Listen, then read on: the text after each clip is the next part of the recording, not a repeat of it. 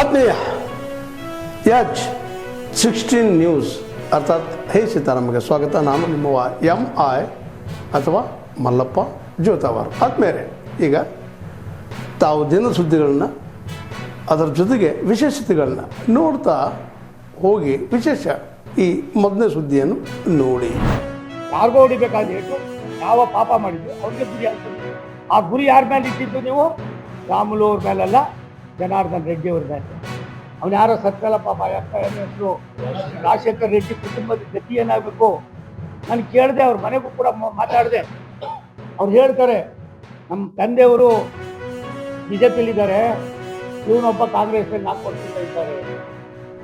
ಈ ರೀತಿ ಎಷ್ಟು ಮನೆಗಳನ್ನ ನೀವು ತೊಂದರೆ ಕೊಟ್ಟಿದ್ದೀರಿ? ಈ ರೀತಿ ಡಿಸ್ಟರ್ಬ್ ಮಾಡಿ ಯಾರಿಗೋಸ್ಕರ ಇದು ಮಾಡ್ತೀರಾ? ಇದನ್ನು ಚಿಕ್ಕ ಹುಡುಗ ವಯಸ್ಸಾಗಿ ಇವತ್ತೇನೋ ಬಂದಿದ್ಯಾ, ನೀನು ಹೆಂಗೆ ಬೆಳ್ಕೋಬೇಕು ಅನ್ನೋದೇನು ನಿನ್ಗೆ ಗೊತ್ತಿಲ್ಲದೆ ಹೋಗಿದ್ದು. ನನ್ನಂಥವ್ರ ಹತ್ರ ಬಂದಿದ್ರೆ ಒಂದು 6 ತಿಂಗಳಾದ ನಿನ್ನ ಟ್ರೈನಿಂಗ್ ಕೊಟ್ಟಿದ್ದೆ, ಸ್ವಲ್ಪ ಮರ್ಯಾದೆಯಿಂದ ಬದುಕ್ತಾ ಇದೆ ಅನ್ನೋ ಗೊತ್ತಿಲ್ಲ. ಅದನ್ನು ಬಿಟ್ಟು ನಾನತ್ವ ನಾನು ಬಿಟ್ಟರೆ ಇಲ್ಲ ಅಂತಕ್ಕಂಥ ನಿಮ್ಮ ಹೇಯವಾದ ಕೆಲಸ ಏನಿದೆ, ಇದು ಒಳ್ಳೆಯದಲ್ಲ. ನನಗೆ ಇವಾಗ ತಾನೇ ಮಾಹಿತಿ ಬಂತು, 4 ಜನರನ್ನು ಏನೋ ಅರೆಸ್ಟ್ ಮಾಡಿದ್ದಾರೆ. ನಾನು ಆಗ್ರಹ ಮಾಡ್ತೀನಿ ಸಿದ್ದರಾಮಯ್ಯನವ್ರಿಗೆ. ನಾವೆಲ್ಲ ಒಟ್ಟಿಗೆ ಇದ್ದವರು, ನಾನು, ರಾಮುಲು, ಸಿದ್ದರಾಮಯ್ಯ, ನಾವೆಲ್ಲ ಒಟ್ಟಿಗೆ ಕೆಲಸ ಮಾಡಿದ್ದೀವಿ. ಸಿದ್ದರಾಮಯ್ಯನವ್ರಿಗೆ ಏನಾದರೂ ನೈತಿಕತೆ ಇದ್ದು ದೇವರಾಜ ಅರಸು ಸ್ಥಾನಕ್ಕೆ ಹೋಗಿ ಅಂತ ನಾನು ಅನೇಕ ಸಾರಿ ಹೇಳ್ತಾ ಇದ್ದೆ. ನಾವು ಜೊತೆಲಿ ಇದ್ದವರು.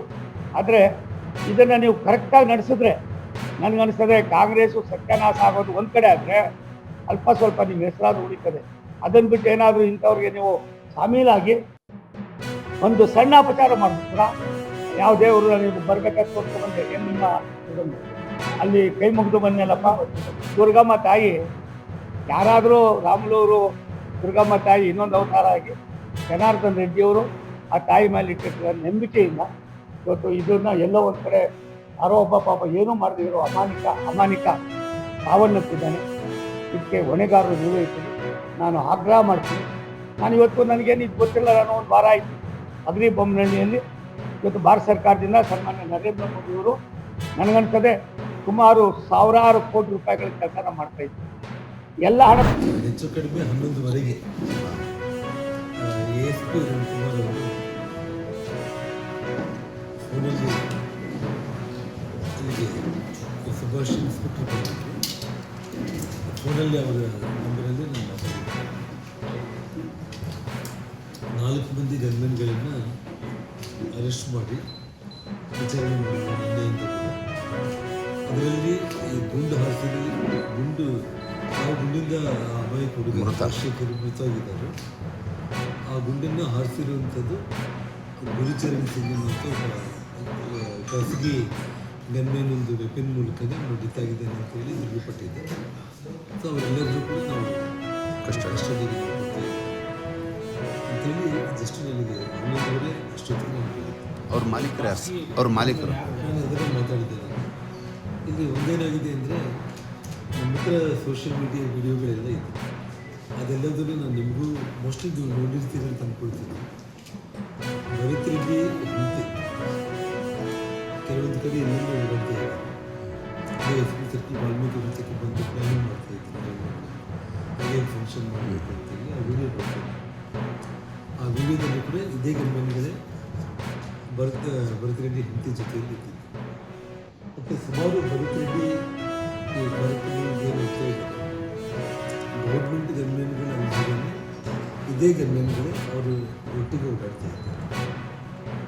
ಅಂದರೆ ಸರ್ಕಾರಿ ಗನ್ಮೆನ್ಗಳು ಅಲ್ಲದೇ ಪ್ರೈವೇಟ್ ಸೆಕ್ಯೂರಿಟಿನ ಕೂಡ ಭರತ್ ರೆಡ್ಡಿ ಇಟ್ಕೊಂಡಿದ್ದಾರೆ ಅನ್ನೋದು ನಮಗೆ ಕ್ಲಿಯರಾಗಿ ಅವ್ರ ಇಡೀ ಕುಟುಂಬಕ್ಕೆ ಗನ್ಮೆನ್ಗಳು ಇಟ್ಕೊಂಡು ಓಡಾಡ್ತಾ ಇದ್ದಾರೆ ಪ್ರೂವ್ ಆಗುತ್ತೆ.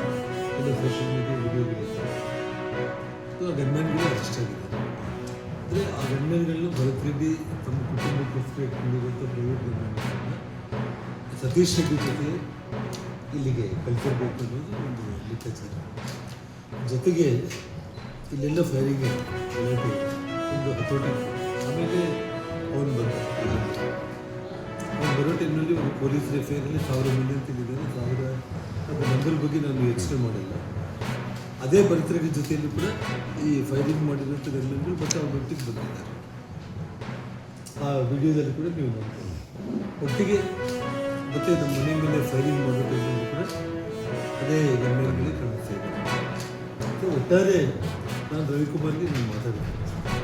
ಈ ಖಾಸಗಿ ಗನ್ಮ್ಯಾನ್ಗಳು ಸತೀಶ್ ರೆಡ್ಡಿ ಗನ್ಮ್ಯಾನ್ಗಳ, ಭರತ್ ರೆಡ್ಡಿ ಗನ್ಮ್ಯಾನ್ಗಳ, ಅದರ ಬಿಟ್ಟರೆ ಅವರಿಬ್ಬರು ಕೂಡ ನೀವು ಅರೆಸ್ಟ್ ಮಾಡಬೇಕಾಗುತ್ತೆ. ನಾನು ಈ ರೀತಿ ವಿಡಿಯೋಗಳಲ್ಲಿ ಕೂಡ ನಾನು ನೋಡಿದ್ದೀನಿ ಅಂತ. ಸೊ ಸತೀಶ್ ರೆಡ್ಡಿಗೆ ಇಂಜುರಿ ಆಗಿರೋ ಕಾರಣ ಅವರು ಇನ್ನೂ ಹಾಸ್ಪಿಟ್ಲಲ್ಲಿ ಇದ್ದಾರೆ. ಅವರು ರಿಕವರಿ ಆದ ತಕ್ಷಣ ನಾವು ಅವ್ರನ್ನ ಇನ್ವೆಸ್ಟಿಗೇಷನ್ ಮಾಡ್ತೀವಿ ಅಂತ ಹೇಳಿದ್ದಾರೆ. ಸೊ ನಾನು ಕೂಡ ಇವಾಗ ಆದಷ್ಟು ಮಟ್ಟಿಗೆ ಸಾಯಂಕಾಲದ ಒಳಗಡೆ ಇನ್ನೂ ಭಾಳ ವಿಡಿಯೋಗಳು ಅರೆಸ್ಟ್ ಆದ ವ್ಯಕ್ತಿಗಳು ಭರತ್ ರೆಡ್ಡಿ ಜೊತೆ, ಭರತ್ ರೆಡ್ಡಿ ಅವರ ಶ್ರೀಮತಿ ಜೊತೆ ಅವರು ಓಡಾಡ್ತಾ ಇರುವಂಥ ವಿಡಿಯೋಗಳು, ಈ ಗನ್ಮ್ಯಾನ್ಗಳು ಫೈಟ್ ಮಾಡಿರೋರು, ಅದೆಲ್ಲದನ್ನು ಸಾಯಂಕಾಲ ಒಳಗಡೆ ಮತ್ತೆ ನಿಮಗೆ ಕಳಿಸ್ಕೊಡ್ತೀನಿ. ನಿಮ್ಮ ಮನೇಲಿ ಎಷ್ಟು ಗುಂಡುಗಳು ಎಷ್ಟು ಸರ್?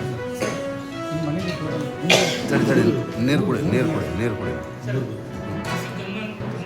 ಪೊಲೀಸ್ ಇಲಾಖೆ ಮಾಹಿತಿ ಕೊಟ್ಟಿದೆ. ನಮ್ಮ ಗನ್ಮ್ಯಾನ್ ವಿಷಯ ಏನು, ಕಾನೂನಲ್ಲಿ ಖಾಸಗಿ ಗನ್ಮ್ಯಾನ್ಗಳನ್ನು ಇಟ್ಕೊಂಡು ಈ ರೀತಿ ಸಾರ್ವಜನಿಕ ಸ್ಥಳಗಳಲ್ಲಿ ಓಡಾಡಲಿಕ್ಕೆ ಅವಕಾಶ ಇಲ್ಲ. ಯಾವುದೇ ಒಬ್ಬ ವ್ಯಕ್ತಿಗೆ ಗನ್ ಲೈಸೆನ್ಸ್ ಕೊಡ್ತಾರೆ ಅಂತಂದರೆ ಅವರ ರಕ್ಷಣೆ, ಅವರ ಭದ್ರತೆಗಾಗಿ ನಮಗೆ ಬೇಕು ಅಂತೇಳಿ ಅವ್ರು ತಗೊಳ್ತಾರೆ. ಆ ನೆಪದಲ್ಲಿ ತಗೊಂಡ್ಬಿಟ್ಟು ಅವರು ಈ ರೀತಿ ಕೆಲಸಕ್ಕೆ ಸೇರ್ಕೊಳ್ಳೋದು ನಾವು ಬಹಳ ಕಡೆ ನಾವು ನೋಡ್ತಾನೆ ಇರ್ತೀವಿ. ಸೊ ಹಾಗಾಗಿ ಇವತ್ತು ಅವರನ್ನು 100ಕ್ಕೆ 100 ಎಂಗೇಜ್ ಮಾಡ್ಕೊಂಡಿದ್ದಾರೆ. ಅಂದರೆ ಸುಪಾರಿ ಇಟ್ಕೊಂಡು ಹೌದು, ಅವರು ಸರ್ಕಾರಕ್ಕೆ ಏನಾದ್ರು ಇಲ್ಲ, ಮಾಹಿತಿ ಅವ್ರ ಸರ್ಕಾರಕ್ಕೆ ಮಾಹಿತಿ ಕೊಡಲಿಕ್ಕೆ ಬರಲ್ಲ, ಕಾನೂನು ಬಾಹಿರಾಗಿದೆ. ಸೊ ಇವಾಗ ನಡೆದಿರೋದು ಎಲ್ಲದೂ ಕೂಡ ಅಂದರೆ ಇದು ಪೊಲೀಸ್ ಇಲಾಖೆ ವೈಫಲ್ಯ, ಪೊಲೀಸ್ ಇಲಾಖೆ ವೈಫಲ್ಯ. ಸರ್ 100ಕ್ಕೆ 100 ಒಂದು ವಿಷಯ ನಾನು ಹೇಳ್ತೀನಿ. ಅಲ್ಲ ಇವ್ರದೇ ಅಲ್ಲಲ್ಲ, ಗನ್ಮ್ಯಾನ್ ಅಂತ ಹೇಳಕ್ ಬರಲ್ಲ. ನಾವೆಲ್ಲ ಒಂದೇ ಕಾರಣ ಒಂದೇ ಸುತ್ತಲೂ ಇದು 100ಕ್ಕೆ 100 ಸರ್ಕಾರ ಮತ್ತು ಪೊಲೀಸು ವೈಫಲ್ಯ ಆಗುತ್ತೆ. ಕಾರಣ ಏನಂತಂದರೆ ಊರಲ್ಲಿ ಯಾರಾದರೂ ಪ್ರೈವೇಟ್ ಗನ್ಮ್ಯಾನ್ಗಳು ಇಟ್ಕೊಂಡು ಓಡಾಡ್ತಾ ಇದ್ದರೆ, ಯಾರ ಗನ್ಮ್ಯಾನ್ಗಳು ಅವ್ರ ಹತ್ರ ವೆಪನ್ಸ್ ಇದೆಯಾ ಇಲ್ಲನ ಇದ್ದರೆ ಯಾವ ರಾಜ್ಯದವರು ಏನು ಅದರ ಮೂಲವಿಲ್ಲ, ಯಾರು ಇಟ್ಕೊಂಡಿದ್ದಾರೆ ಇದೆಲ್ಲದನ್ನು ಕೂಡ ತಗೋಬೇಕು.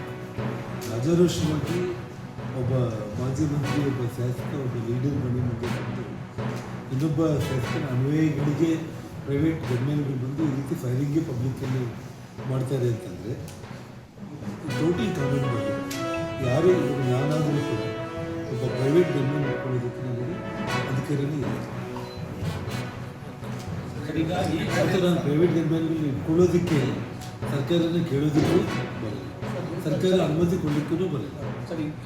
ಹಾಗಾದ್ರೆ ಈ ಗನ್ಮ್ಯಾನ್ ಶೂಟ್ ಮಾಡಿದ್ರೆ ಈ ಬುಲೆಟ್ ಇವ್ರದೇ ಗನ್ಮ್ಯಾನ್ ಅಂತ ಹೇಳಕ್ಕೂ ಸಾಧ್ಯವಿಲ್ಲ. ಅಲ್ಲ, ಸತೀಶ್ ರೆಡ್ಡಿ ಗನ್ಮ್ಯಾನ್ ಅನಧಿಕೃತವಾಗಿ ಸತೀಶ್ ರೆಡ್ಡಿ ಮತ್ತು ಭರತ್ ರೆಡ್ಡಿ ಅವರಿಬ್ಬರ ಜೊತೆ ಎಲ್ಲ ವಿಡಿಯೋಗಳಲ್ಲಿ ಆ ಗನ್ಮ್ಯಾನ್ಗಳು ಓಡಾಡ್ತಾ ಇರೋದನ್ನು ನಾನು ಸತೀಶ್ ರೆಡ್ಡಿ ಜೊತೆ ಈ ಗಲಾಟೆಯಲ್ಲಿ ಮಾತ್ರ ನಾವು ನೋಡ್ತಾ ಇದ್ವಿ.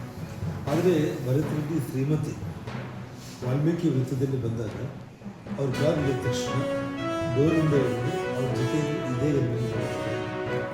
ಭರತ್ ರೆಡ್ಡಿ ಬಳ್ಳಾರಿ ನಗರದಲ್ಲಿ ಪಬ್ಲಿಕ್ಕಲ್ಲಿ ಓಡಾಡ್ತಾ ಇರೋ ಕಡೆಯಲ್ಲಿ ಸಿನಿಮಾ ಹಾಡುಗಳೆಲ್ಲ ರೀಲ್ಸ್ ಹಾಕ್ಕೊಂಡು ಬಿಟ್ಟಿದ್ದಾರೆ. ಅದು ಇದೇ ಗನ್ಮ್ಯಾನ್ಗಳೇ ಇದ್ದಾರೆ.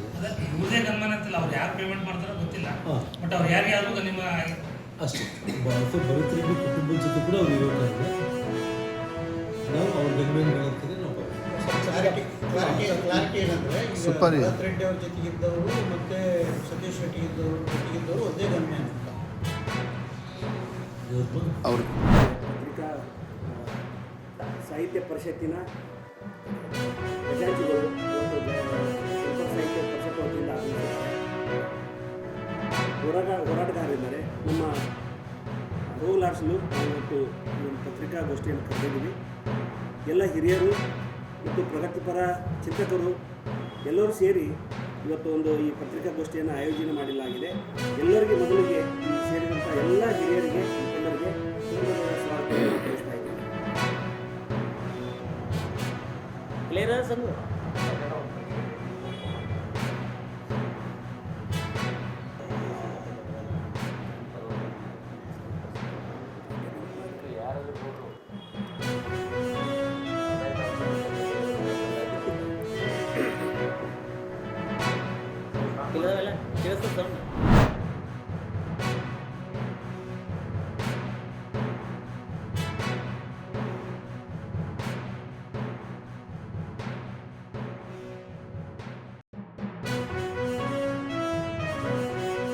ವಿಜ್ಞಾನಗಳನ್ನು ನೀಡುವುದರ ಜೊತೆಗೆ ಅವರ ಮಕ್ಕಳಿಗೂ ಕೃಷಿ ಪದವಿ ಶಿಕ್ಷಣವನ್ನು ನೀಡುತ್ತಿದೆ.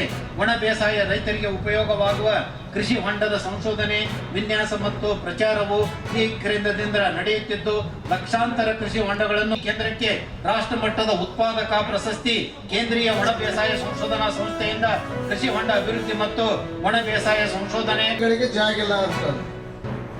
ಆದ್ರೆ ಈ ಸಲ ಮಾಡಿರಿ, ನಿಮ್ಮದೇನು ತೊಂದರೆ ಇಲ್ಲ. ಮುಂದಿನ ಸಲ ಸಾಕಷ್ಟು ಜಮೀನು ಅದ, ಆ ಜಮೀನನ್ನೇ ಆ ಮಳಿಗೆಗಳು ಬರೋವ್ರಿಗೆ ಕೂಡ ತಾವು ಮಾಡ್ತೀರ ಅಂತಿಕೊಂಡು ಭಾವಿಸಿ ಈ ಕಾರ್ಯಕ್ರಮದಲ್ಲಿ ಕರೆಸಿ ನನಗೆ ಅವರು ಮಾತಾಡೋಕ್ಕೆ ಅವಕಾಶ ಕೊಟ್ಟಂತ ಎಲ್ಲ ವೇದಿಕೆ ಮೇಲೆ ರೈತ ಬಾಂಧವರಿಗೆ ಹೆಚ್ಚಿನ ಸಂಖ್ಯೆಯಲ್ಲಿ ಭಾಗವಹಿಸಿ ಈ ಕೃಷಿ ಮೇಳದ ಲಾಭವನ್ನು ಪಡೆಯಿರಿ ಅಂತಿಕೊಂಡು ಹಾರೈಸಿ ನಾನು 2 ಮಾತು ಮುಗಿಸ್ತಾ ಇದ್ದೆ. ತಾವೆಲ್ಲ ಇಲ್ಲಿವರೆಗೆ ಸುದ್ದಿಗಳನ್ನು ನೋಡಿದಿರಿ, ಜೊತೆಗೆ ವಿಶೇಷ ಘಟನೆಗಳನ್ನು ಸಹ ನೋಡಿದಿರಿ. ಅದು ನಿಮ್ಗೇನು ಅನ್ನಿಸ್ತು? ನಿಮಗೆ ಲೈಕ್ ಮಾಡಿರಿ, ಶೇರ್ ಮಾಡಿರಿ, ಕಾಮೆಂಟ್ ಮಾಡಿರಿ, ಜೊತೆಗೆ ಸಬ್ಸ್ಕ್ರೈಬ್ ನಿಲ್ಲಿಸ್ಬೇಡ್ರಿ. H16 ನ್ಯೂಸ್ ಅರ್ಥಾತ್ ಸೀತಾರಾಮ ಸತ್ಯದ ಕೈಗನ್ನಡಿ ವಂದನೆಗಳು.